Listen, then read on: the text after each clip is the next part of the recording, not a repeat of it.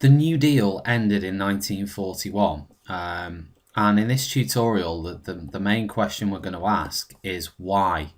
Why did the New Deal end in 1941? And of course, it is intrinsically linked with the start of World War II. In September 1939, Germany invaded Poland, and this set in motion a series of events. The first one is that Britain and France declared war on Nazi Germany. War on Germany. And of course, America had a lot in common with Britain and also France. America was a democratic country who believed in liberal values. It was the complete opposite of fascism, of Nazi ideals. So the natural allies for America in this situation were Britain, France, and the Allies and the Commonwealth countries. In saying all that, a lot of Americans really didn't like the idea of empire. And at that time, Britain still had the biggest empire in the world, covering large swathes of Africa, the Caribbean, Asia. So there was really mixed feelings. And of course, World War One, 50,000 Americans had died in World War One.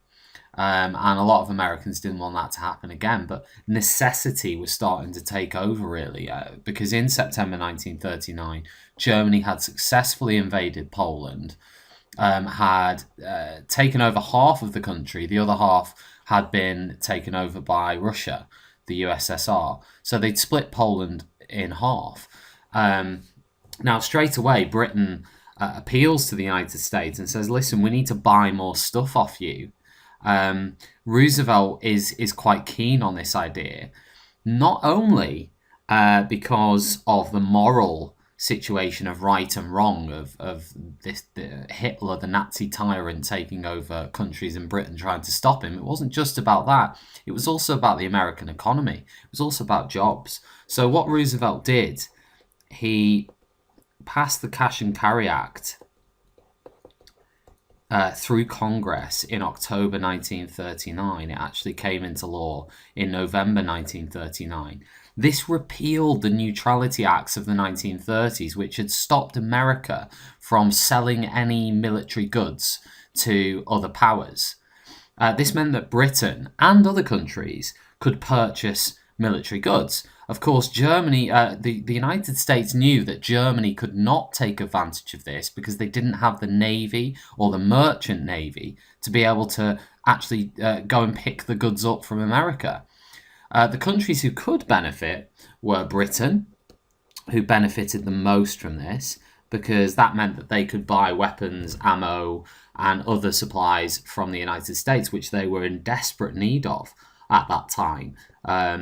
But it also benefited other countries, such as Japan, who actually would later become an enemy of the United States, because now they could buy goods off the USA using their navy, because obviously if America was to say, well, we'll sell to Britain but not to you, Japan, then they might have seen that as a bit of a slant. So the Cash and Carry Act was good for Britain and the Allies. So France as well benefited from this, or at that time, buying weapons, but it also aided perhaps potential enemies of America. So that's where Roosevelt was a little bit wary.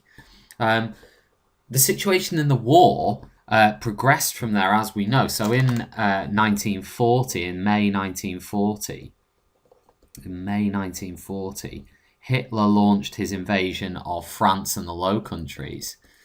And of course, this in America was alarm, was panic stations. You know, Hitler's going into France, Holland, and Belgium. He's taking them over very quickly and efficiently using his blitzkrieg tactics. American observers are starting to wonder whether this war might end pretty quickly with British defeat. It also alarms Roosevelt, and in late 1940, Churchill, the leader of Britain, sent Roosevelt a grovelling letter saying, please give us more stuff. We're skint. We're losing the war.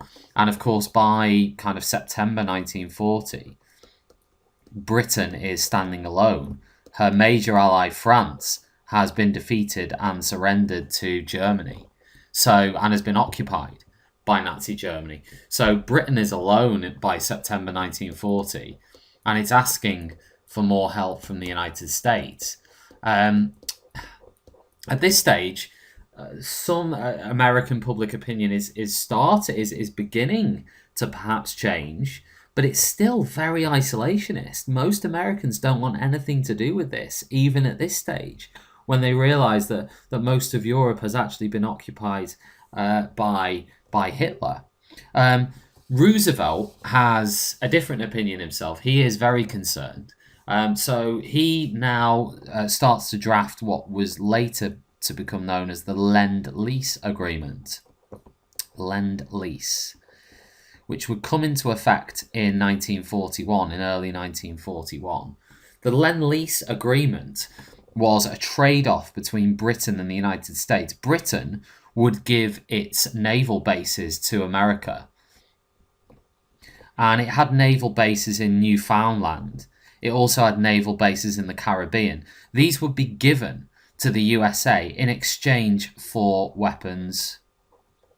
And what the British really wanted was destroyers to guard its convoys of merchant ships. So, and I think that they got 96 destroyers from America as part of this agreement. They were old destroyers. They weren't the best. But, to be honest with you, if you look at Lend-Lease today, you'd realise that, yeah, it was a deal that Britain had to make. But actually looking at it, America benefited massively from it. The bases they took over from Britain were strategically massive for them. And the stuff they actually gave to Britain at that time wasn't particularly great. It was mass volume, but in terms of its quality, it wasn't fantastic. What these two agreements, Lend-Lease and Cash and Carry, meant was huge swathes of Americans were now called up using the Selective Service Act. The Selective Service Act were called up into war industries, and a lot of them voluntarily. Obviously, jobs opened up in factories. You're talking about a wartime economy for a peacetime nation at this time for America. America is not in the war right now, but there is that much demand for its products that it might as well be at home. So suddenly, hundreds of thousands of jobs are being created. Millions of jobs are being created. And this is really driving the American economy forward. Now, the kind of, if you like, the cherry on the cake of this was in December 1941, when we have Pearl Harbor, the attack on the American naval base in Pearl Harbor, which is in Hawaii. It was a surprise attack on the base on the 7th of December 1941, where Japanese planes attacked the naval base. They destroyed lots and lots of American ships, and in fact 2,000 sailors got killed as well in the attack. Mass damage was caused. Lots of American aircraft were destroyed on the ground. The only saving grace for America in the whole attack was that its aircraft carriers were not present in the base at that time, so were not actually hit and destroyed. But apart from that, it was a disaster. And and the obvious response from America at that point was to declare war on Japan. Now, at that time, Japan's major ally was Germany and Italy. They were part of this Axis, the Axis powers, which had existed from 1937 onwards in a kind of alliance, in a military alliance. And the immediate response of Germany and Italy was to declare war on USA, which was, if we think about it now, a big mistake. But they both declared war on the USA, and this immediately brought America into the European war as well. Effectively, these actions, which led to the Selective Service Act, which was essentially conscription, so the calling up of all Americans into some kind of military service, that effectively ended the New Deal. There was no need for the New Deal anymore. By 1941, unemployment was declining dramatically. Americans were being called up into the army. So it wasn't just factories now, it's actually the armed forces as well. Hundreds of thousands are being called up to fight in this war. And by 1945, there was a full employment economy in the USA with very, very little unemployment at all. Now, the question you've got to ask, the Great Depression, which lasted all the way through the 1930s, was it ended by the New Deal, or was it ended by World War II? You would have to say